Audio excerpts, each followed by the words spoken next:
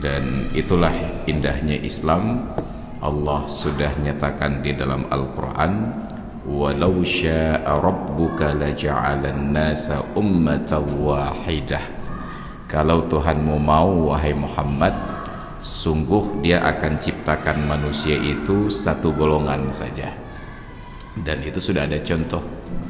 Allah menciptakan malaikat semuanya taat. Tidak ada seorang malaikat pun yang durhaka kepada Allah.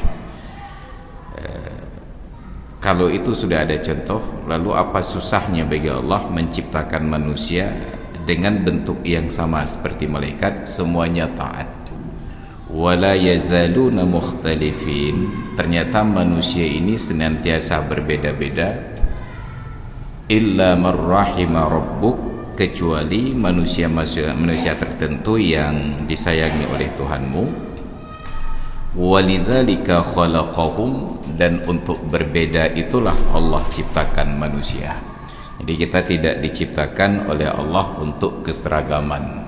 Maka berusaha untuk menyeragamkan semua orang pada satu pendapat atau pada satu bentuk, itu bertentangan dengan kodrat dan bertentangan dengan fitrah. Jadi kewajiban kita seharusnya adalah bagaimana menyikapi perbedaan-perbedaan tersebut, lita'arafu, untuk saling mengenal. Inna khalaqnakum min dzakarin wa untha wa ja'alnakum syu'uban wa qabaila lita'arafu. Sungguh kami telah ciptakan kalian dari seorang laki-laki dan seorang perempuan. Tsumma ja'alnakum, kemudian kami jadikan kalian syu'uban, berbangsa-bangsa. Bangsa ini misalnya untuk kita di Indonesia ada banyak suku bangsa. Ada bangsa Aceh, bangsa Melayu, bangsa Batak, bangsa Minang, itu bangsa. Wa qabaila, dan bersuku-suku, ada kabilah-kabilah, klan, ada suku, itu lebih kecil daripada bangsa. Arab itu satu bangsa, di dalam mereka itu terdapat qabail, maka ada kabilah Quraisy, ada kabilah non Quraisy. Yang Quraisy pun nanti terbagi lagi kepada sub dari suku tersebut. Kenapa semua itu diciptakan oleh Allah? Lita'arafu, agar kalian saling mengenal. Bukan membanggakan kelebihan, tetapi saling menerima kekurangan. Ada yang lebih pada satu sisi dan ada yang kurang pada sisi lain.